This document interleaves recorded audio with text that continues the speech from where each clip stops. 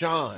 If Les Miles beats everybody but Alabama, I think he stays. Creel. Yeah, clean up that office. Dang. Because he ain't going to be around no more. Hankins. Jesus Christ. We're going to lose this game. We're going to lose a game from 2007. Somehow, we're going to blow this. Throw the flag. Tell him throw the flag. Damn, these are some good sun chips.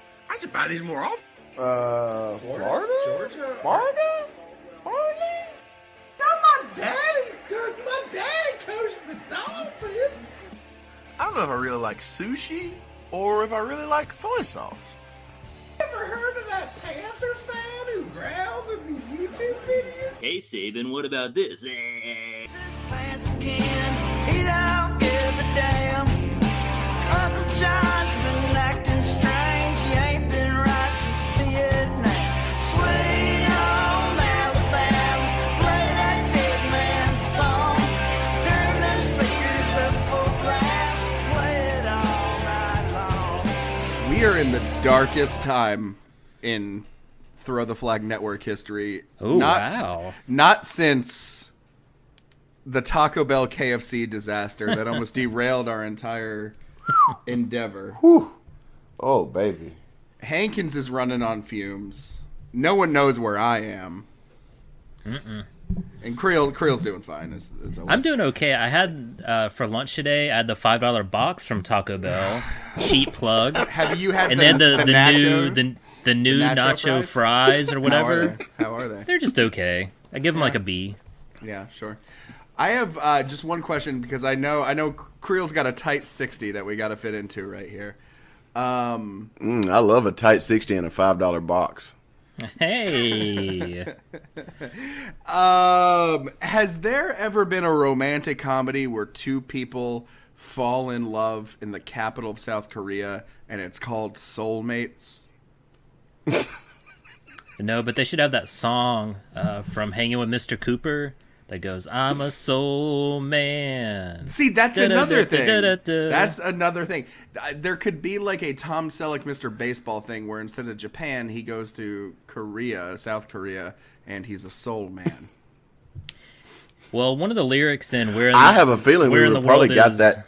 Well, Or- yeah. Or Donald Trump declares war on North Korea, accidentally Ooh. kills everybody except for one person in South Korea, and that person is the sole survivor.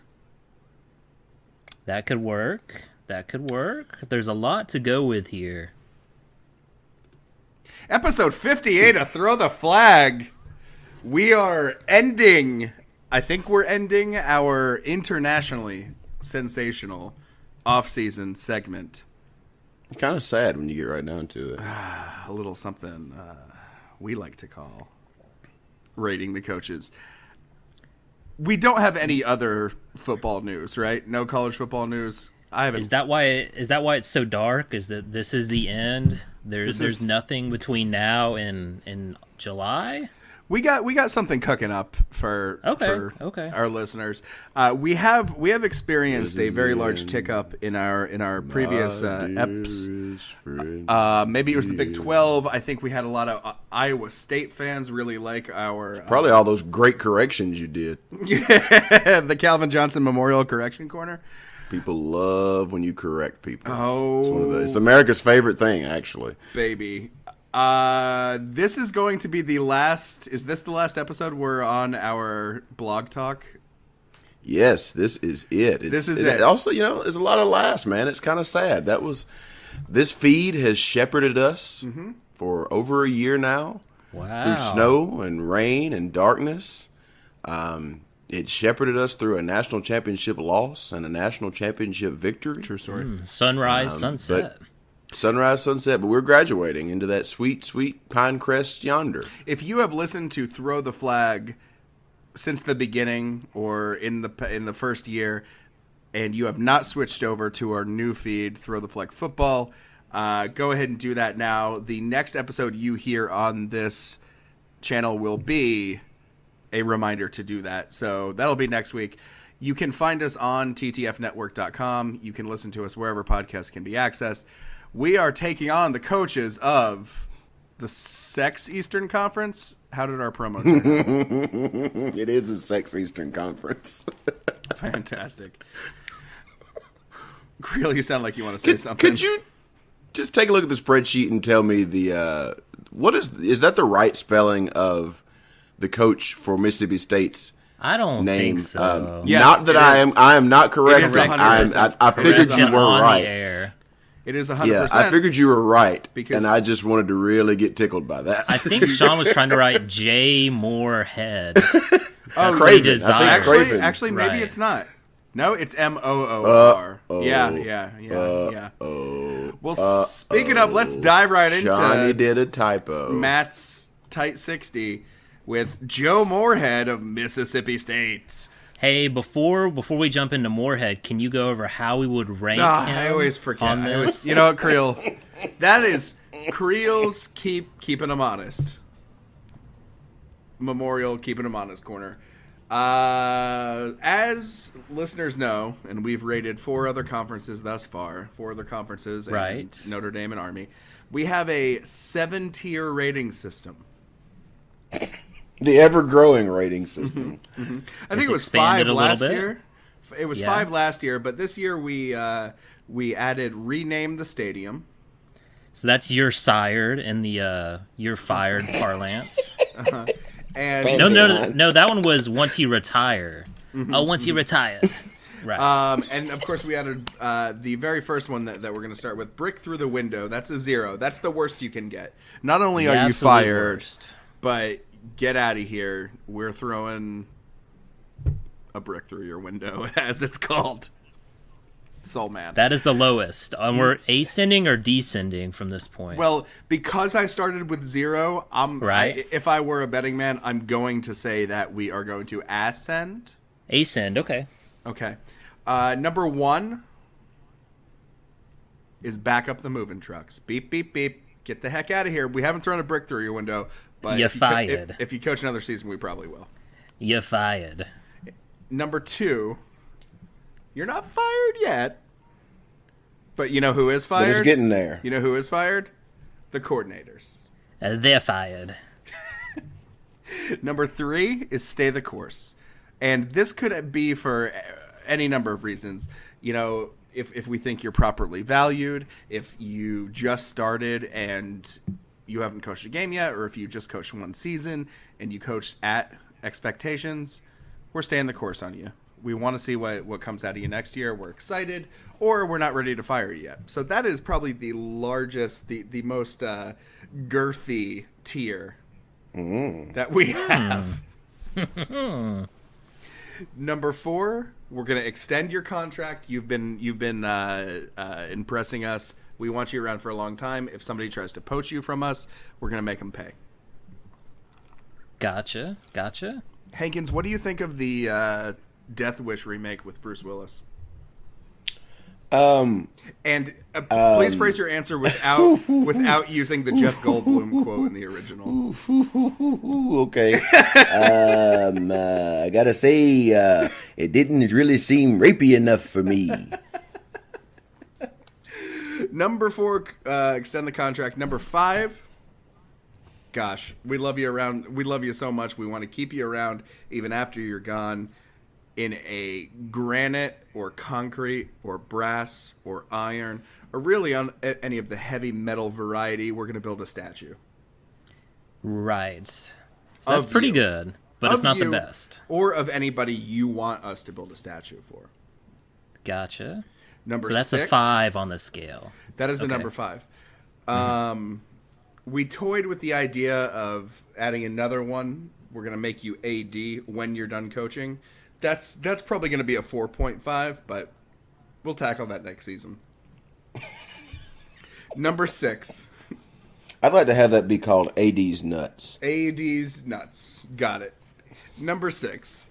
We're going to rename the stadium after you. The Bill Snyder Memorial, rename the stadium after you. So that is as high as it gets. It's as high as it gets. Ain't none higher. Ain't none higher than a 6. Can't stop, won't stop. Joe Moorhead. Craven Moorhead. First year in Mississippi State is next year. 44 years old. He came over. He was the previous offensive coordinator at Penn State. Pin rape.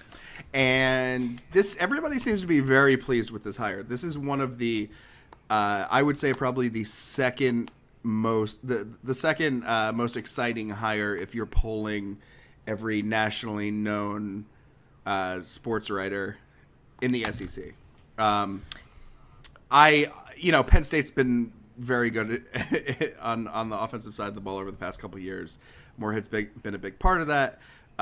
His only head coaching experience is at Fordham University, where he went 38-13.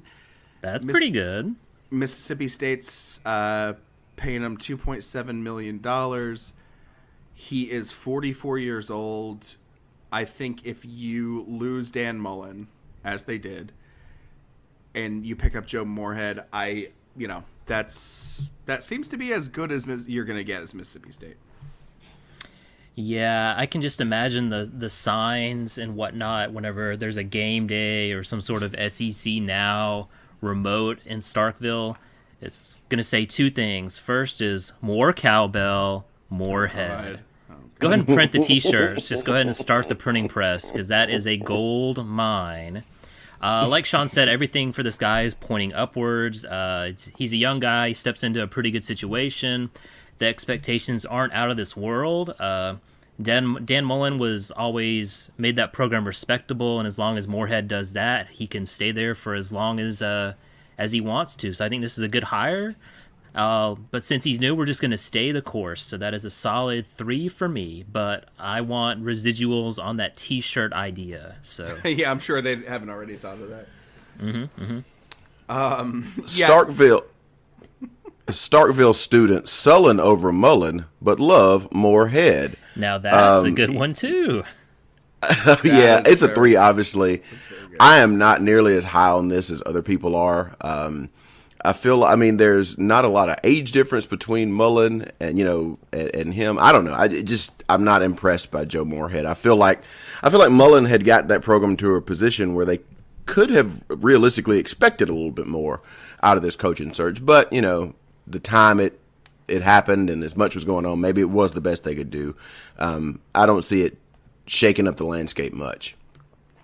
So is that just a solid 3 for you, Hankins, or are you? It's a faltering. It is a faltering 3. Oh my! Okay. Already ready to fire the coordinators. Apparently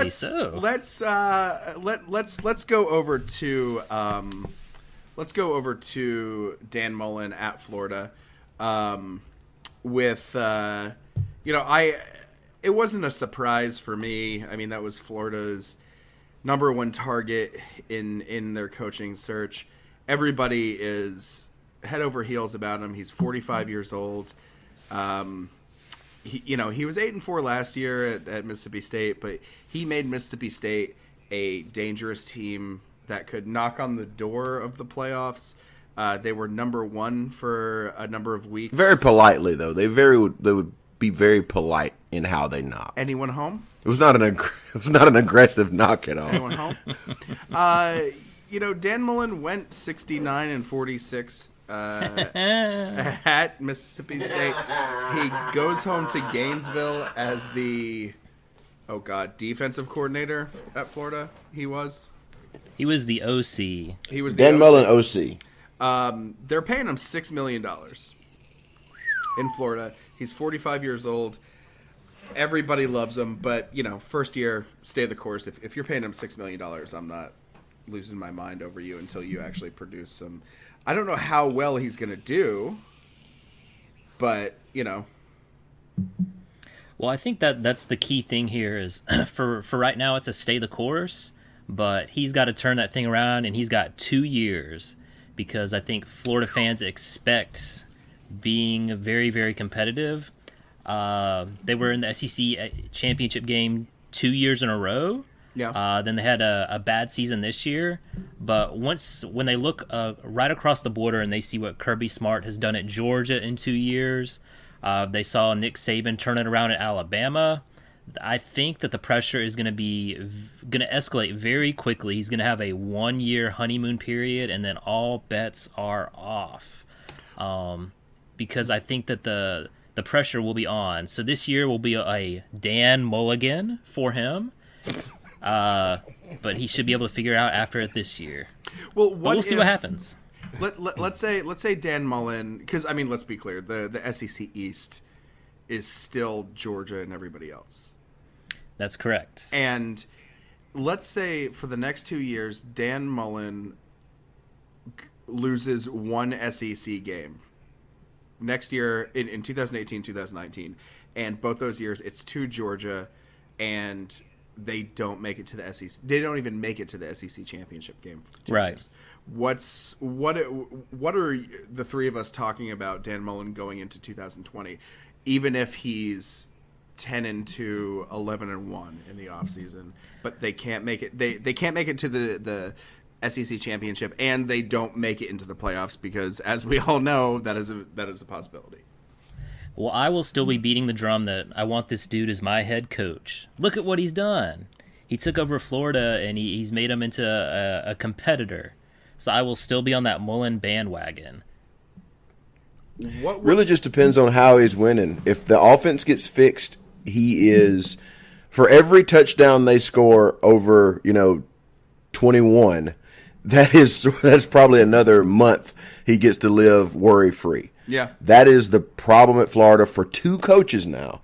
Two separate coaches couldn't fix the offense. And so if he can fix the offense, he can essentially do what he did at Mississippi State for probably 3 or 4 years before it gets really problematic. Yeah, he developed Tim Tebow.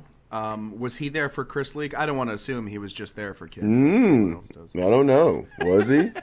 I'm not. I can tell you who's not going to weigh in on that. I can guarantee you that. But yeah, it's a 3 for me as well. And I think it's a pretty. I think they got the guy they had to have.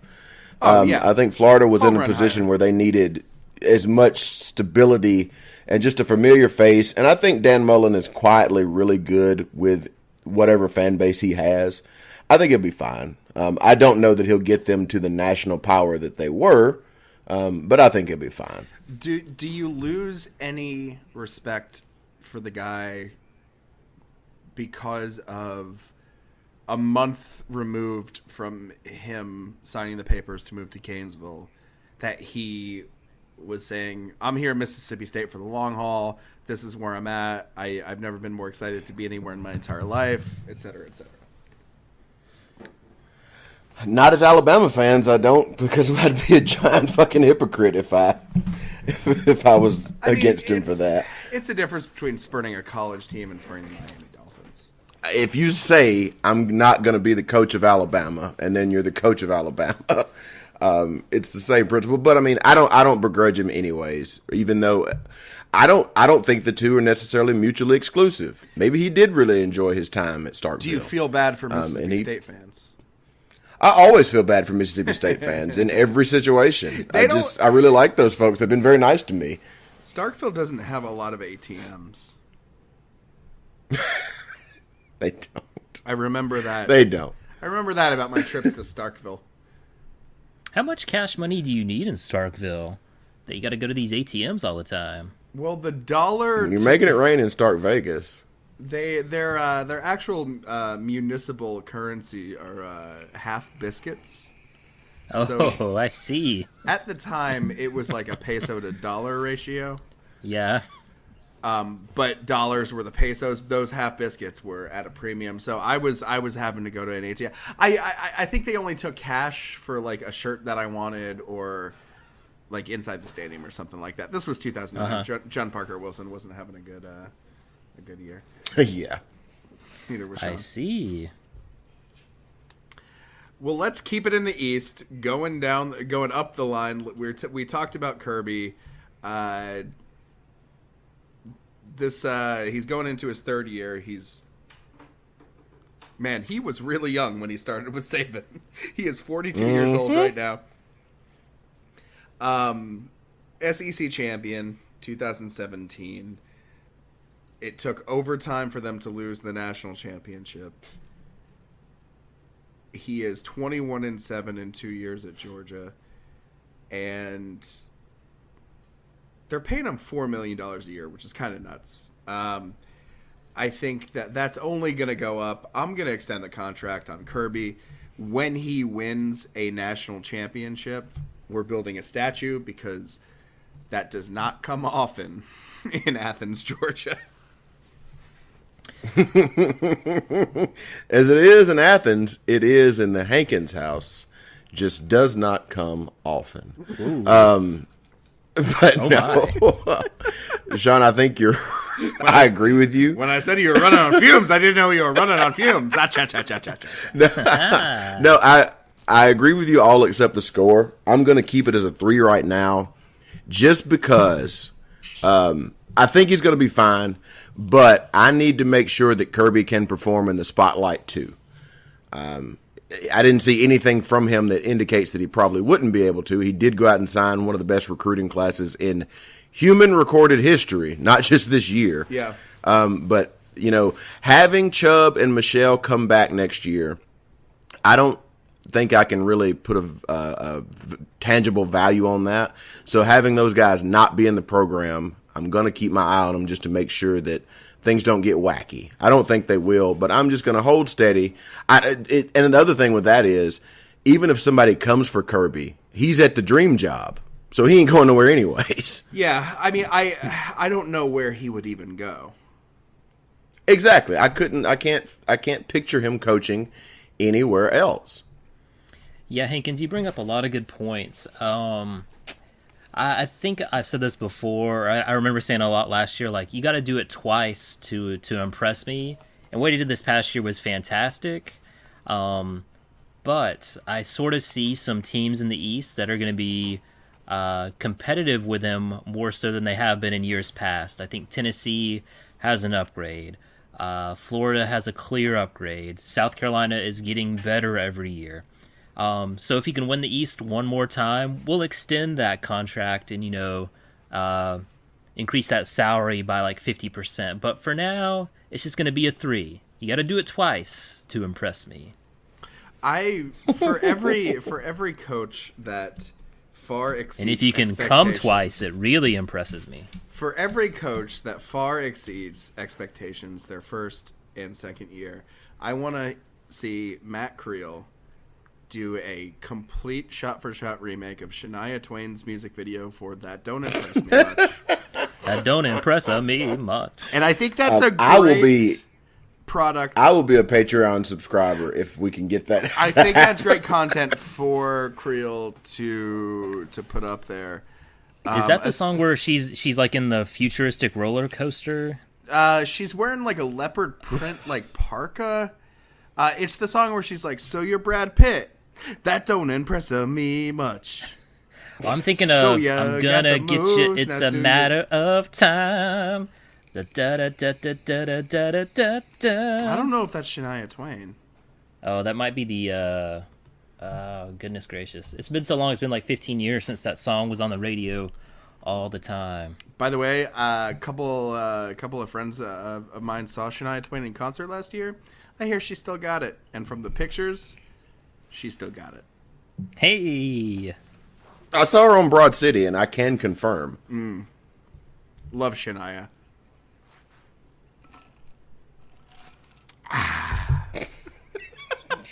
all right, guys, keep it in the pants. What is going on?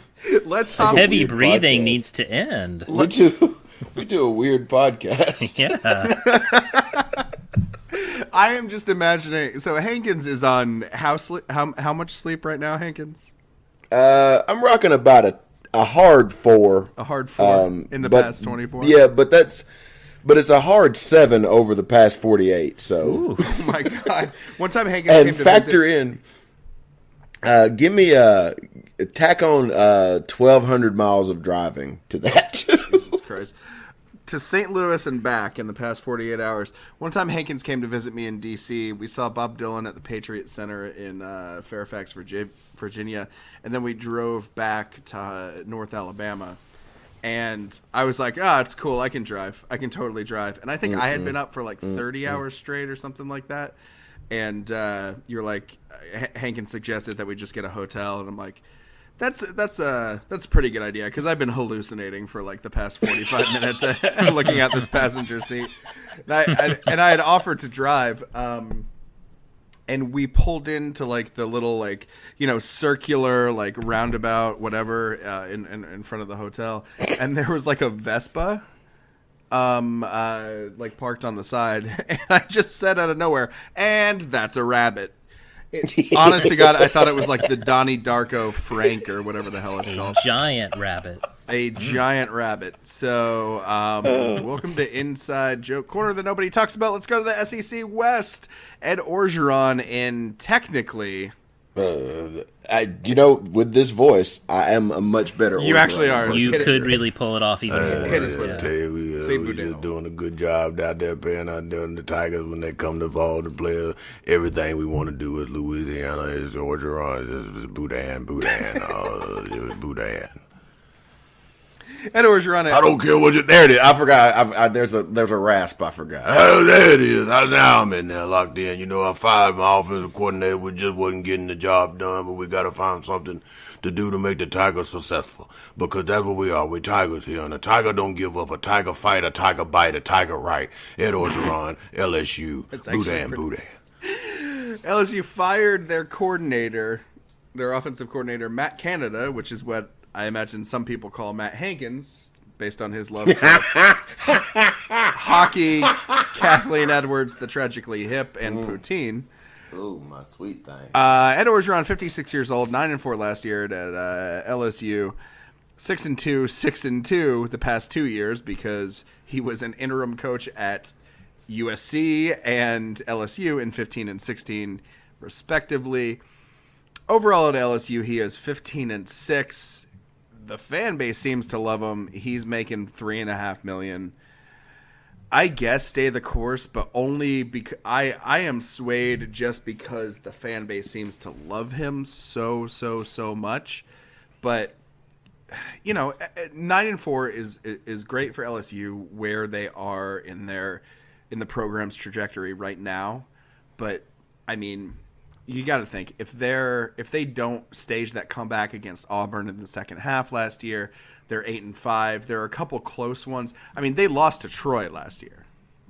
That's true. Golly, that seems crazy when you say it, but man, you're right. Man, that's crazy. I don't know why I am forever low on Ed Orgeron. I am always a sell because he has failed up as good as anyone in coaching. He failed out in Oxford. He took over USC because Lane Kiffin got left at the airport. He couldn't keep the job at USC. I mean, they gave it to an unproven Clay Helton, even though Ed Orgeron went 6-2 with the team. But going 6-2 with the team after they fired LSU, Les Miles was apparently okay for LSU. So I don't know. I'm biased because I don't like the guy. I don't like LSU. So I am trying to be very charitable, and I'm gonna say stay the course. This is a hard one for me because I guess it isn't hard. This is a 2 for me. I know he already fired Matt Canada. Well, he already did fire the coordinator, so you're not wrong. With as much talent and resources that they have, for the highs that they have, they beat Auburn. Throw that in with the lows, which is to lose to Troy. They played an abysmal bowl game against Notre Dame, which they should have won it 6 different times and still piddled out a loss at the end. This isn't going to end well. It's going to be the same Les Miles sort of trajectory where every year he stumbles into a good win but then follows it up with some head-scratching losses, and they will get tired of him. His bit and his gimmick of being folksy and being Cajun, that won't last much longer if he doesn't win, and I don't think he's going to get enough wins to sustain it. So I honestly think of all the coaches that are in the SEC, he's going to be the next one to get the axe. Wow, that's a hot take. Get on the record. So yeah, it's a 2 for me. So it's fine if you fit in the culture like a hand in a glove. Sure. That's sure. great. But you got to do Like a crawdad and a poke sack. and a poke sack. Right. 6-2 and But 9-4 are not bad records for your first 2 years, for your first 1.5 years. But at the same time, there's just not a lot to be excited about. LSU might have the most dismal quarterback picture in the SEC, along with Tennessee and South Carolina. The craziest Like thing a is gator in a swamp bait trap. is just with any sort of when you look at the talent, whenever they show number of active players in the NFL, and it's like LSU is near the top, there is no reason that they should expect to do anything worse than a 10-win season every year. I think they really have to look in the mirror and say we made the quick decision on Orgeron instead of shopping it out. He was just the Like Band-Aid. the testicles of an Alabama fan and a sleeping tigerbacker's cheek. Ooh, wow. I just there just doesn't seem like there's a lot rattling around in his brain. Like if they played Oregon and he looked at the scoreboard, he comes off as the kind of You person think he was winning? that would Why is be my name up here? confused. I think they misspelled my name. What are they doing? They minimize my name. And why is the tiger trying to beat me up? I love the tiger. Hankins, what's your damn number? I think you guys are 100% right with essentially your predictions for what's going to happen at LSU. But if I am the brass at LSU, I think I give him an extension. Whoa.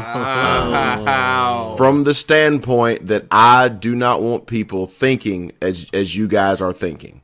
I want to go above and beyond to prove to the fan base and to the recruiting base, nope, we are with this dude, we're behind him. I point to the 10-3 consecutive records and say that's 2 10-win seasons. We're on the come up. We made the changes that we needed to make to get better. We're going to get better. And I point also to the fact that all LSU has to do to buy themselves a tremendous amount of time as far as their patience that people will have for them. Beat Alabama once. Yeah. Just beat Alabama. That would one get time. him 4 or 5 years easily. It would. I agree. It really would. So that they have I agree with y'all. Arkansas was their rival the boot. before they got competitive with Alabama. You know, because the Tide don't lose in Baton Rouge. That was Yeah. I mean, Alabama's always been a rival there, but before it got really Sean tight, it was the Alexander. boot. Yeah. But yeah, that's what I'd do. Boudin. That is interesting. We have a 2, a 3, and a 4. So that's I'd also pretty change wide the name range. to the Boudin Bengals too, but that's just me. Yeah, definitely. I would only build a statue for Ed Oregon if it was made out of boudin.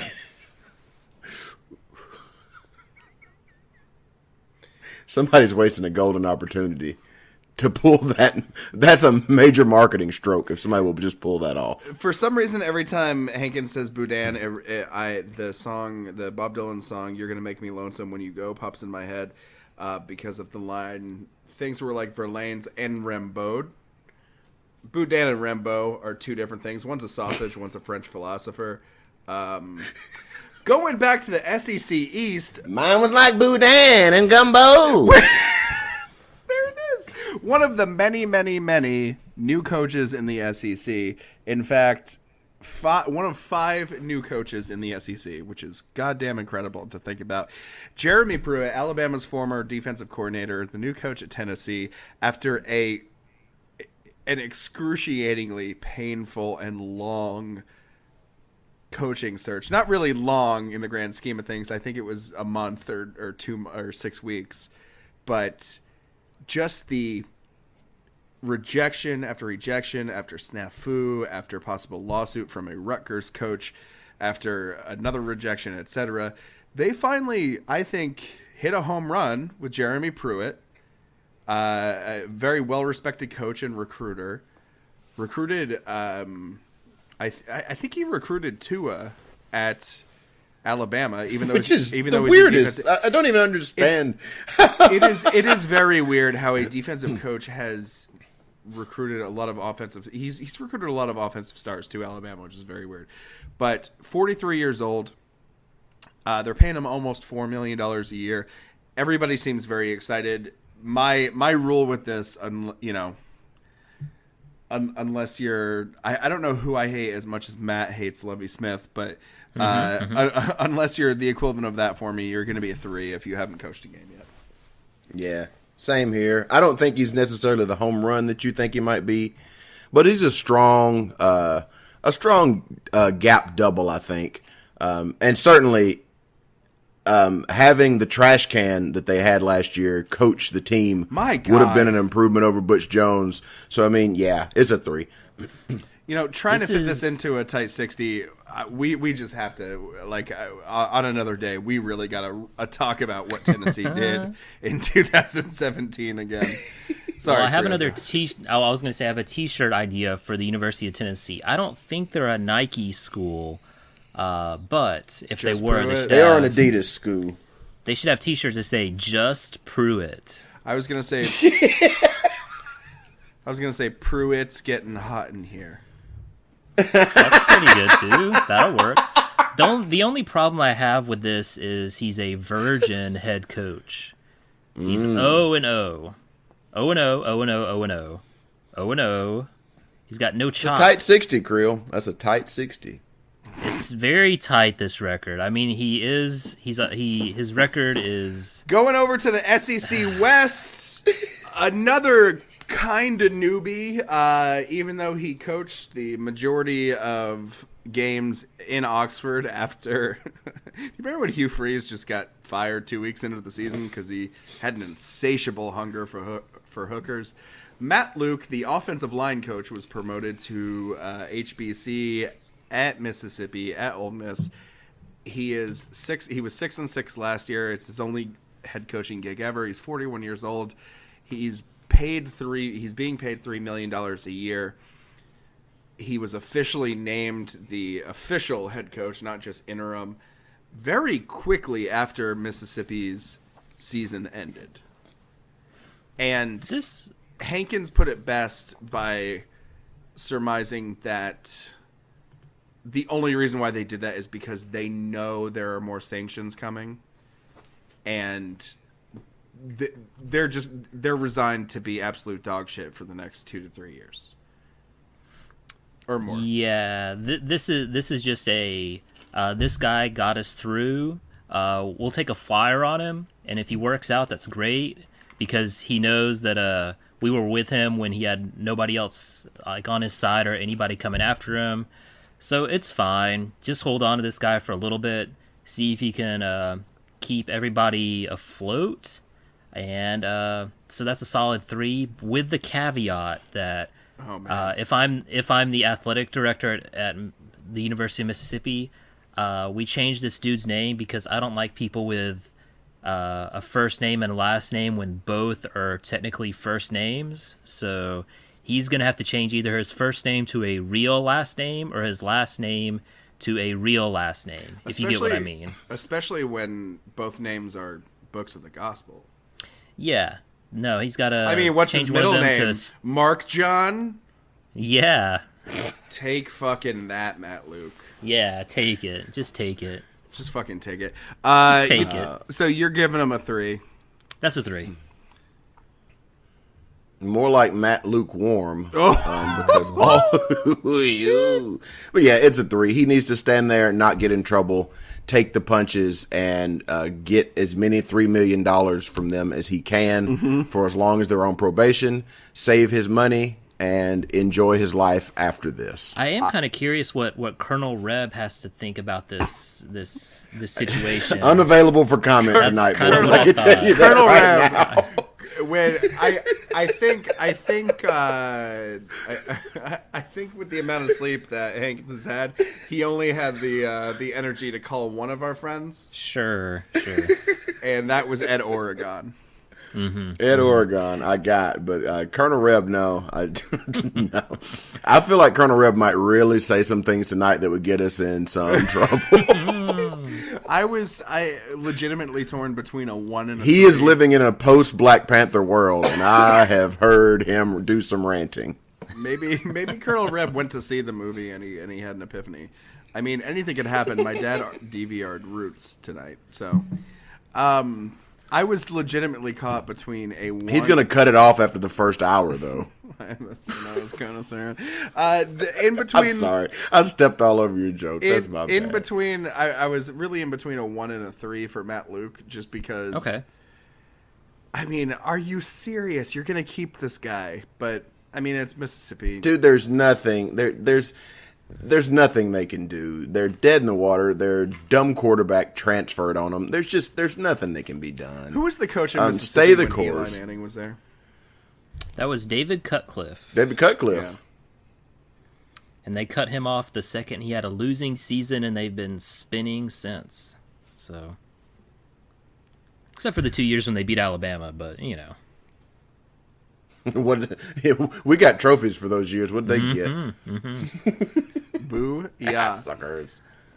Flipping back to the East, Vanderbilt Commodores. This is, Before you go any further, Sean, let me just say, please. Vanderbilt coach is a 3 in perpetuity for me. No matter who he Regardless? is or what he's done, he's just a 3. What if you're James Franklin right before Penn State nails him? 3. Yeah, James Franklin's another coach who needs to change one of those names. 2 first names, hate it. Get rid of one of them. It's like Jerry. I'm ready to make Franklin a last name that has been used. I think Franklin is a last name, but it's been co-opted by first name people. Oh, I think- okay. Yeah. What is Creel? What is your stance on Jerry Judy? Even though his last name Ooh. isn't Judy, it's like Jeudy. So Well, it's that's not weird because spelled like Jerry- a first name. Jerry and Judy can both be male and female names. Like, Judy Jerry cannot be a Seinfeld. male name. Judy can absolutely not be a male name. You ever I heard don't that know. song, Hey Judy? From the Beatles? Yeah, that's definitely the name of the song. I think I'm fine with him because that Judy, like you said, is spelled weird. Okay. Well, Jerry Judy gets a reprieve. Derek Mason, he was 5-7 last year, 6-7 the year before that, 4-8 the year before that. He's 18-31 at Vanderbilt, but it is Vanderbilt. He makes $2 million a year. I think people love him. I'm giving him a 3. And Hankins has said that he already got Already in. And, props for being the coach that can win in a fight. Yeah. I look up and down this list. I got Derek Mason in a fight with any of these coaches. So that is a 3 and a star. Yeah, he definitely still hits that bench press. He's popping out of that shirt, man. He looks easy. pretty fit. Take it easy. It's a 3 for me also. It would be nice if they were a tad more competitive. When they played Alabama this year, their wheels just got blown off. Why? Do you remember when everybody was legitimately cautiously optimistic about Vanderbilt versus Alabama? I do remember, and it ended like within 3 minutes of gameplay. So I missed it. I was on the road. It was over before I even flipped on the TV. Yeah, because I was watching. It Catch the happened Predator very in my quickly. It got to like within the very first series. I can't remember if it was a tip pass and Alabama intercepted it for a touchdown, or it was just a wide receiver ran it in for a touchdown. But the wheels fell off the wagon very quickly in that game, just based on the outcome of a tip pass. Everything just snowballed after that. So It was also Tua's first big few highlights, too. Yeah, that's true. That's true. Because we got him on the field so quickly. Well, let's burn through the rest of the SEC East. Mark Stoops in Kentucky, also somebody who has actually been there for 5 years, 50 years old. It's a young group. Nick Saban is 66, and the next oldest person is Ed Orgeron at 56. The SEC head coaching core is extremely young. Mark Stoops is 50. He was 7-6 last year. He was 7-6 the year before that. He is 26-36 overall, $3.5 million a year. I mean, he hasn't shat the bed. They almost beat Florida last year. I'm giving him another 3 because if you make yourself respectable, if you do better than Kansas does at football, if you're a basketball school and you show up and you contend for almost being second or third in your division, then I'm going to stay the course on you. Yeah, that's a 3 for me also. The reason being that at a basketball school, if you can get to a bowl game every other year, I don't see a reason to drop your coach because he's made them semi-respectable. They were within a whisper. It was a very, very faint whisper of winning the SEC East this year. They needed a lot of help in November. They didn't get it, but it was almost there for the taking. So they were sort of in it in November. That's not terrible. They beat Louisville, so one of their big rivals to end the year. They lost the bowl game, so it's just a 3 for me. I think that they can't Lost do the much bowl worse. game because their running back refused poor assistance refs from on the that. receiver. Yeah. Mm-hmm. I mean, the referee. Yeah, it's a 3 just because it's cheaper to keep her. Hey, I there's like that. there's no real reason to split up. It ain't great. It ain't a beauty, but hey, it's all right, and that's all right with me. Man, tons of 3s. Screen door slams. Mark Stoops dress waves. So much. As a vision, he dances across the porch as the radio plays. Another barn Roy burner Orbison of an exciting singing for the individual to lonely. talk about. Barry Hey, that's me, Odom and at won't you Missouri. always? Don't turn me home again. Just can't face myself alone again. Whenever you're done with the Don't run back inside, entire darling. track You know just what listing I'm of here for. Nebraska. So you're scared, and you're thinking that maybe we ain't that young anymore. Show a little faith. Look, it wasn't Magic me in that the said I only want this episode to be an hour. If both y'all You're are a working on a beauty, tight 60, but we hey, need to you're all stop right. burning through Bruce and that's all Springsteen. right with me. Barry Odom at Missouri, entering his 3rd year. He's 41 years old. Missouri's first 2 years in the SEC East, they went to the SEC championship. They won the division. They got killed Right. both times, more so by Auburn in 2010, or whenever that was. But 11-14 in 2 years. He's making 2.3. I just don't know.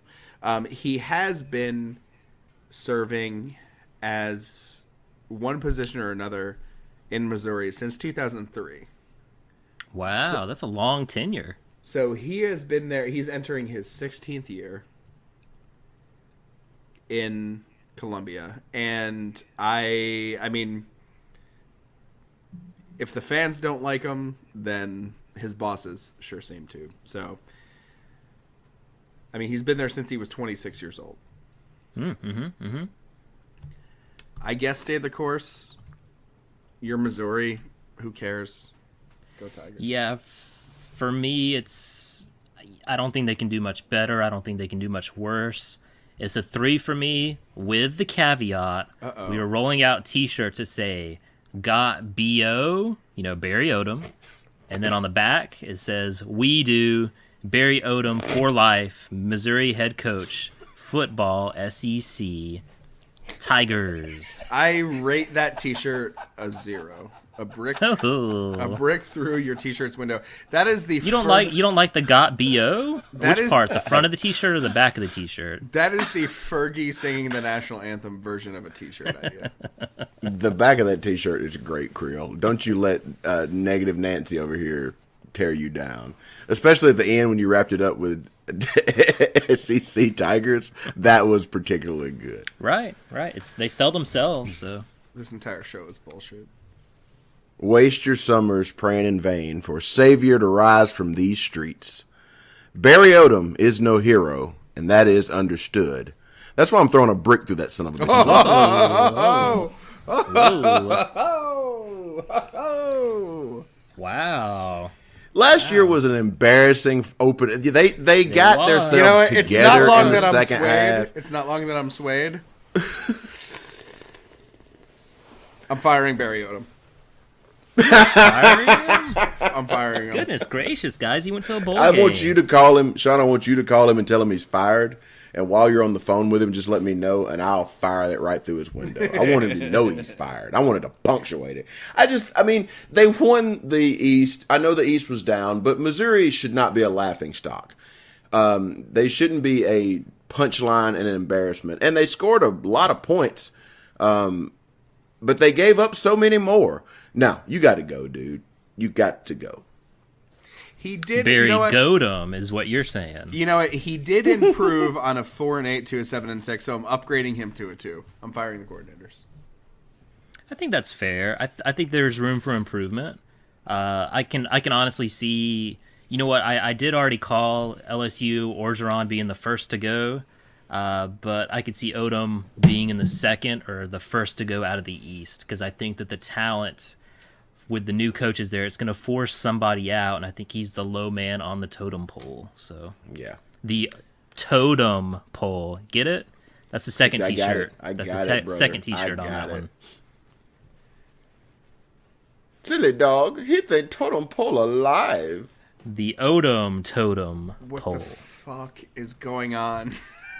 Rounding out the SEC East, everybody's favorite coach, the most likable guy in college football, Will Muschamp, South Carolina, entering his third year. He is 46 years old.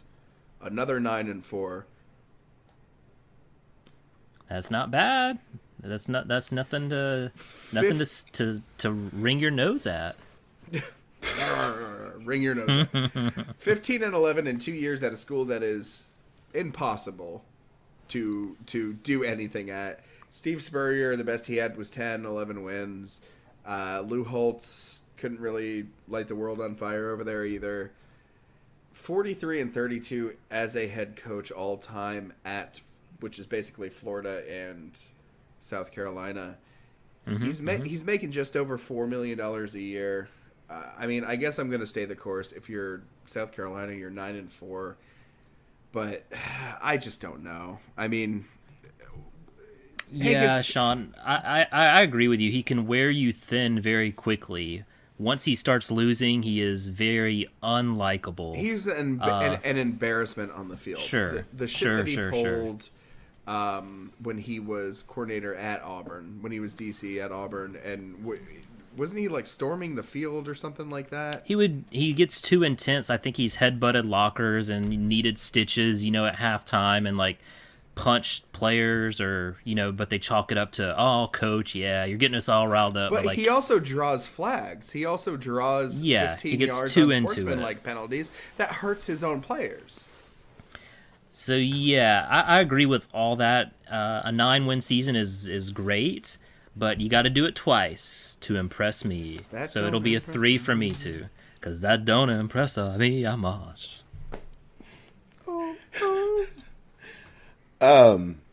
Man, this is a tough one because those sixes look so ugly. They look bad.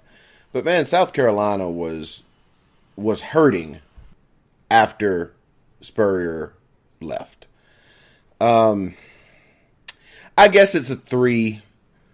But I'm close to a 4 because, again, it's similar to the LSU situation where I just want to send the message that as a university, we are locked into this and we think he's got it going. But I'm worried that it was fool's gold last year. Sure. They got a really good quarterback, but you never know how often one of those is going to come along. They did lose their best wide receiver 3 games into the year last year, and they still had enough to get it done.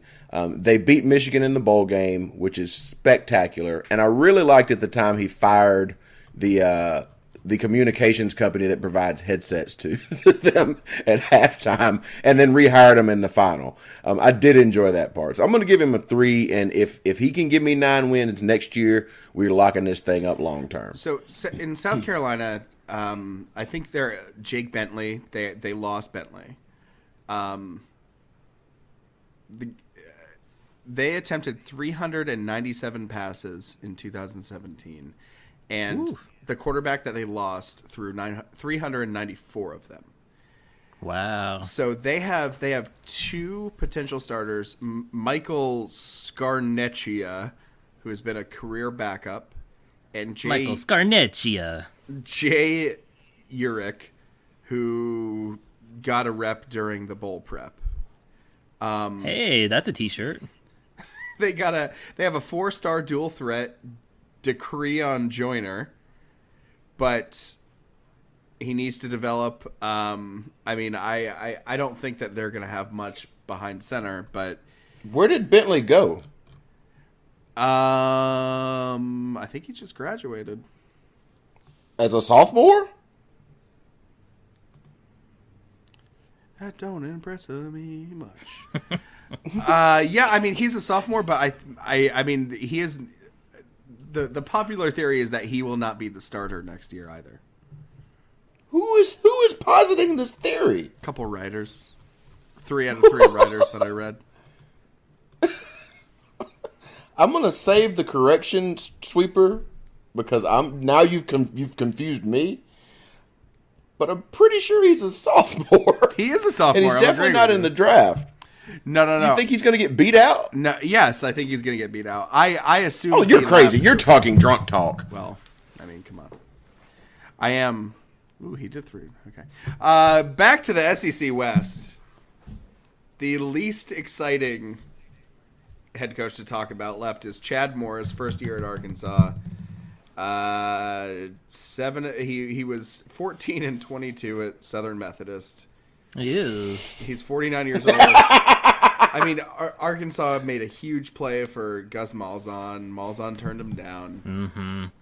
So they picked up Chad Morris. I think was their second choice. He was 7-5 last year, which means he went 2-10, 5-7, and 7-5 at SMU. They're paying him $3.5 million. I mean, I guess it's a step up from Brett Bielema that he's probably not going to attack players on the field and be the most hated head coach in the conference. That mantle has seemed to go to Will Muschamp. So, I mean, I guess it's a step up. It's just, he hasn't coached a game. He's a 3 for me. This is weird for me because his name, as I've said multiple times, this is like the 12th time this episode, Chad Morris. I think he's like the bastardized version of Zach Morris. Like he's his evil twin. So I am firing this guy on principle. That's it. You're making a mockery out of our system. By the way, speaking of, if you haven't already, I highly recommend the short web series. It's from Funny or Die, but it's on Amazon Prime. It's called Zach Morris is Trash. Oh, it's a great series. Oh my it really god, is. 10 episodes. They're like 3-4 minutes each, and they burn through an episode of Saved by the Bell, and they point out how awful garbage of a human being Zach Morris is. Yeah, there's one episode of Saved by the Bell where he dresses up as an Indian. There's that one. There's the one where he dates the girl in the wheelchair, and he keeps pointing out to everyone that she That is in a was by far my wheelchair. She favorite. is disabled. And then the homeless it's girl with the dad at Christmas. Yeah. It's so Well, Zach anyway, Morris that's is trash. Chad Morris is trash, and he's a 1. He is the Screech of the SEC. He is the Johnny Dakota of the program, getting everyone hooked on drugs. Oh yeah. Hey, did you know that NBC exec in that episode's at the end that shoots that PSA? He died in a plane crash at 9/11. Yeah, Brandon Tartikoff, I think. R.I.P. R.I.P. But Zach Morris is absolute trash. Chad Morris is trash too. Chad Morris is a 3, and I can't add anything to this. Phil has done it again. He is masterful. We are going to Lee County, Alabama. They're going to tote it down to Opelika. Hope you like it down there. Gus Malzahn, 52 years old. He was 10-4. Barely missed the playoffs. Barely missed the SEC championship. He was 7-6, 8-5 2 years before that. A 45-22 overall record at Auburn. He's making $4 million a year, which more and more these days is not that much. Just right now, there are 1, 2, 3, 4, 5 SEC coaches that are making as much or more than he is. I don't want to Calvin Johnson you here, but I'm pretty sure he took Auburn to the cleaners when he was being flirted with by Arkansas. Yeah, you're right. So I think that might be 4 more was now. the old number. Yeah. It's definitely more now. So it's more now. He is 1-4 J-Born now. in bowl games. Sure. Oof. Ooh. 1-4 in 5 years in bowl games. That one, of course, being. God damn, I forget. I can't believe they're 1-4 in bowl games. That's not great. Anyway, That's not great. you just signed him to this financially debilitating contract. I mean, it's not going to affect the university. They Auburn prints money just like Alabama does, just like a lot of schools do. I mean, he's a 3 for me because they just extended the contract.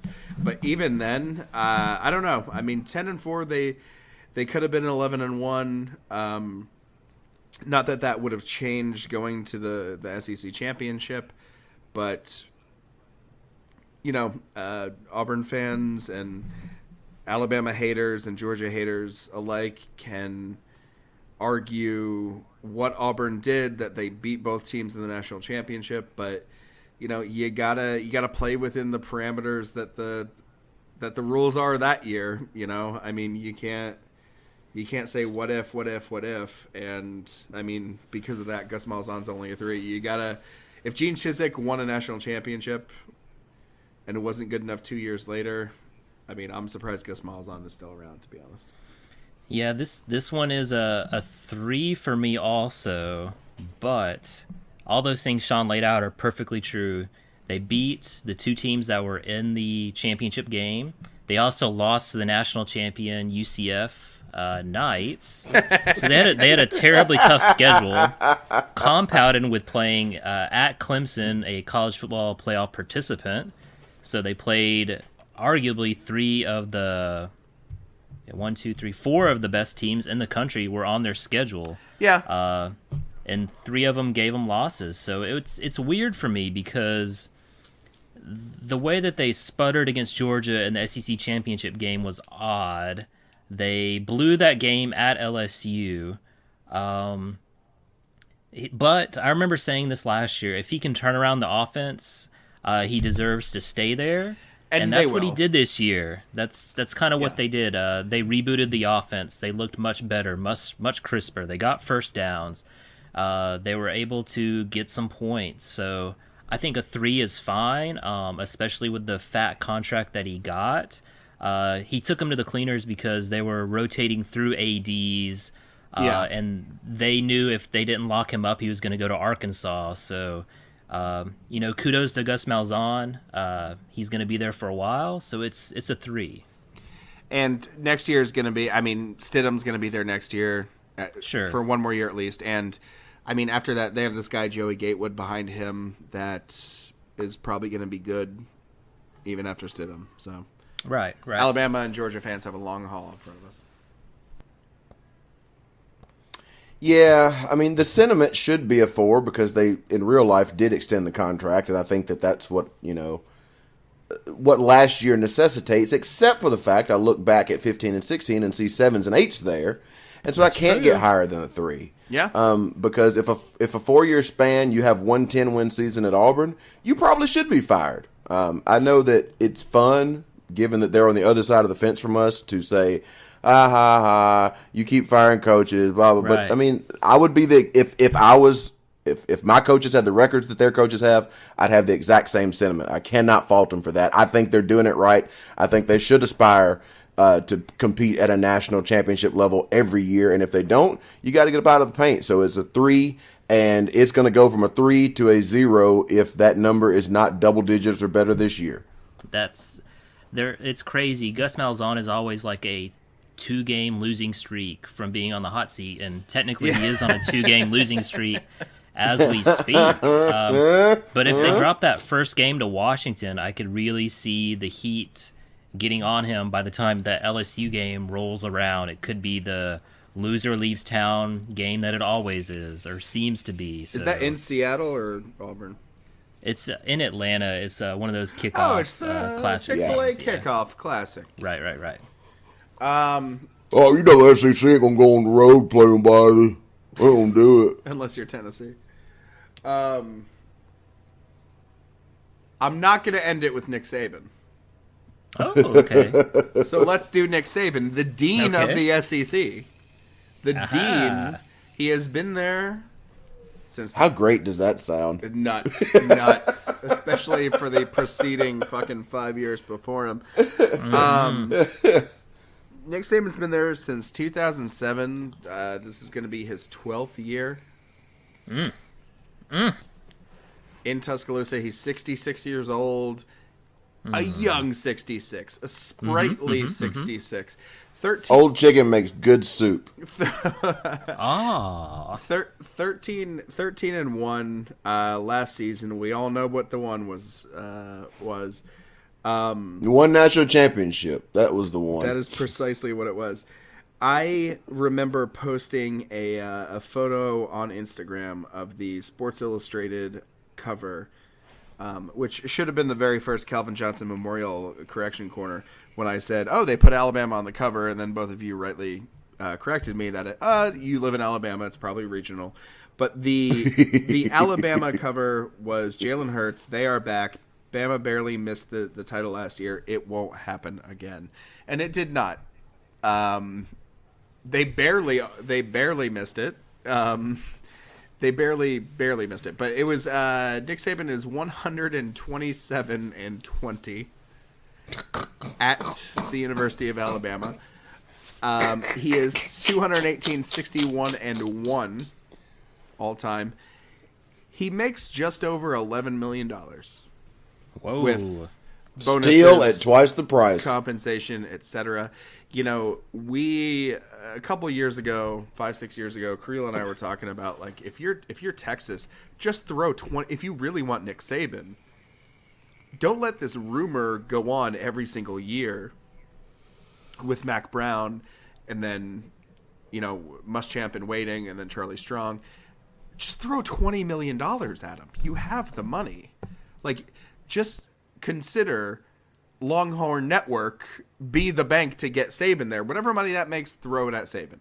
But they never did. I mean, if you're Saban, I'm renaming the stadium after you. You're better than the Bear. You're the greatest coach of all time in any football, any college, pros, Pee Wee, any. Yeah, Sean put it all out there, so it'll be a 6 for me also.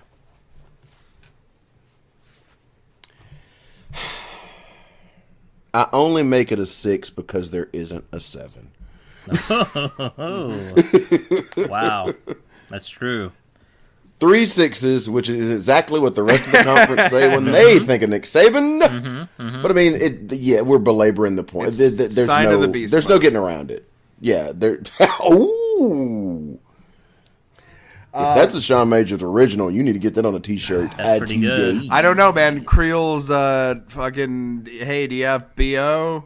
God, B.O. Go to Go go to You our remember the football God Weekend. Milk games. campaign? I'm piggybacking off that. I'm not gonna lie to you. Like, that's worse than the off-printed, like, elephant flexing his muscle shirt that you buy for $4 on the street before an Alabama game. Let's wrap this up because some babies got to go to bed. And I don't mean babies derogatorily.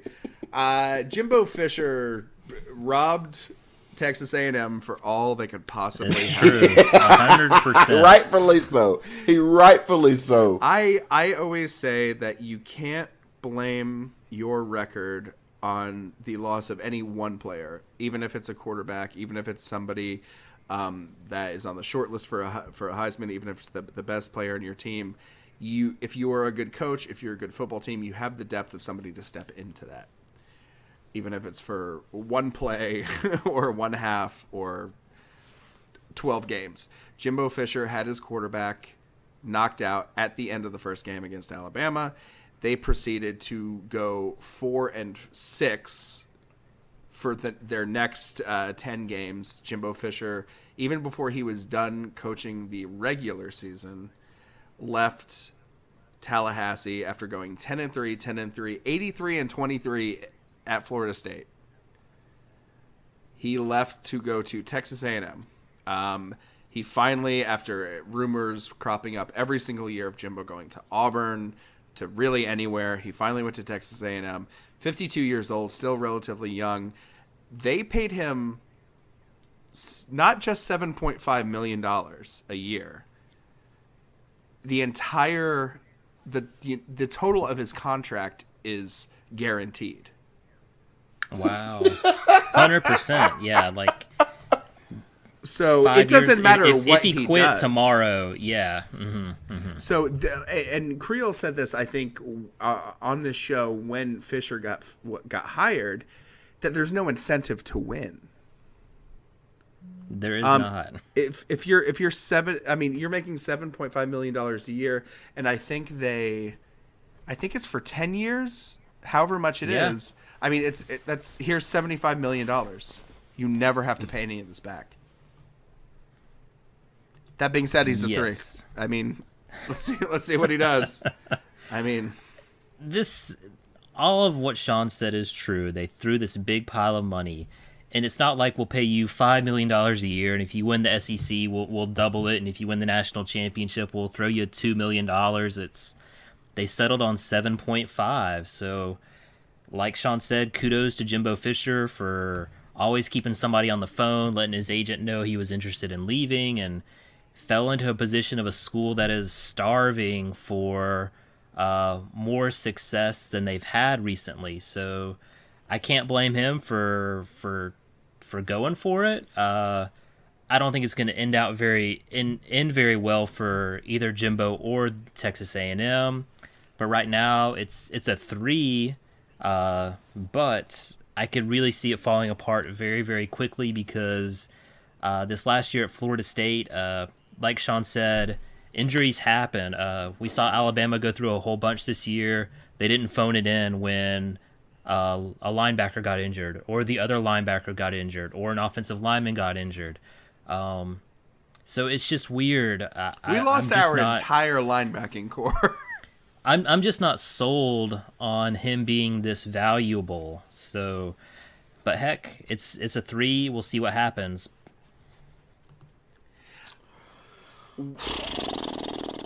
This is hard. Jimbo Fisher. This one's hard. Jimbo Fisher's entire tenure at Florida State can be summed up in one Childish Gambino lyric, and that is, "I'm a flirt with this new girl, and I'm a call when it don't work." And that's what happened. It finally worked. And he's off with a new girl. Hankins, wrap us up with your score of Jimbo Fisher. Man, that 7.5 and that guarantee and all those things are terrifying. $75 million. Can I get an interest-free loan, Jimbo? Shit. Oh gosh, man, it's a 3, obviously, but I think that this is a fiery car wreck. This is much closer to a fiery car wreck than it is Jimbo does what the Aggies want and finally puts them on top of the world. Tom Herman just cleaned up Texas in recruiting. They're going to be back, and I know that doesn't affect them as far as, they don't play Texas, but still, they're battling for the same kids. He's in the SEC West, which is so hard. It's so hard. And Jimbo's a 9-10 win guy. Yes, he got hot. He got the right quarterback at the right time. But look at what he needed to have happen to win that national championship. Auburn should have won that game. There were other tight spots during the season. Then the next season, they monkeyed around. Winston kept throwing interceptions. They got back to the final or to the playoffs and got destroyed. That's the Jimbo that I remember, not the one that wins 9 or 10 games. So yeah, it's going to be a car crash. Hankins, what our listeners will eventually hear will be crystal clear. But to me, and I imagine Creel, you sounded like you were in a bunker in St. Petersburg. So I think you probably said a 3. Is that correct? Yes, 3. Okay, great. 3 is the answer. We can hear you Sound much perfectly better now.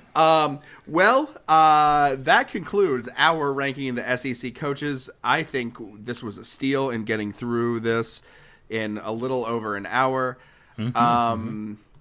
Total averages of Ooh, rankings. give me those stats.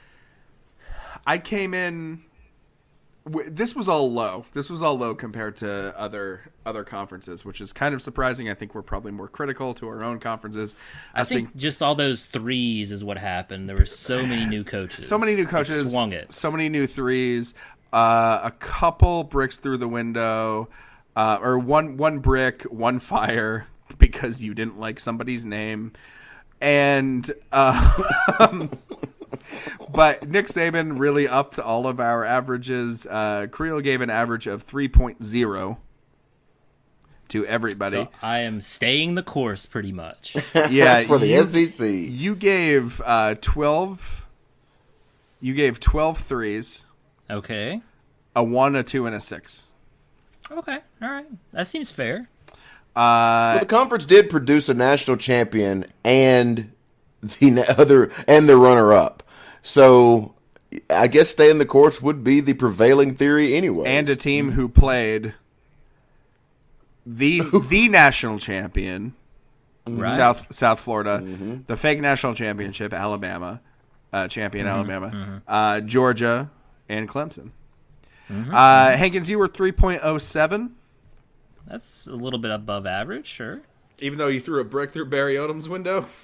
Orgeron. Sweet Eddie brought me out of the doldrums. Oh, yeah. And I was a 3.21 because, gosh, I just love that Kirby Smart so much. Yeah. Right. Well, that's what we got, folks. We're going to be back fully rested, at our usual form, with episode 59. We've got a couple fun things in the off-season for you. We've got a website up, ttfnetwork.com. There you can find news and notes about what's coming up with TTF, as well as the most recent episode from our shows. Like I said, we'll have some fun off-season things for you next week. We're going to start another series talking about probably individual players.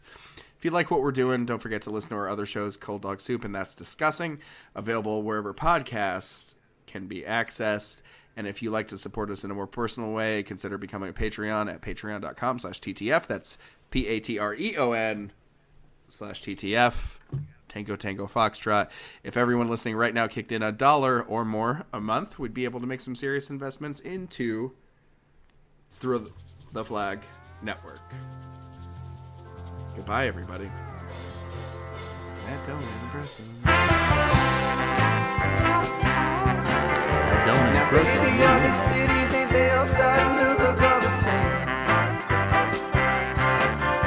Yeah, baby, all these colors in the cars and the kids in the rain. I mean, baby, all these cities, ain't they all starting to look all the same? Oh, here in Alabama, I was never meant to carry no shame. Oh, here in Alabama, I was never meant to carry no shame. Oh, but here in Alabama, I can hear you when you calling my name. You can hear me, Alabama, I can hear you when you calling my name.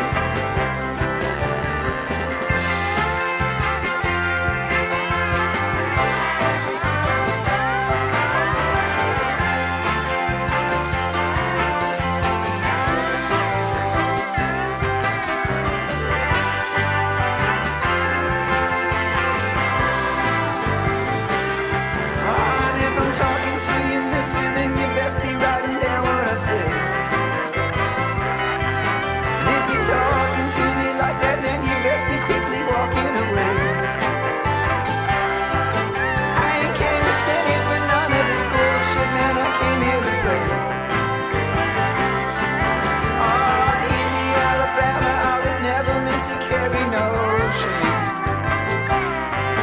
Oh, in Alabama, I was never meant to carry no shame. Oh, but here in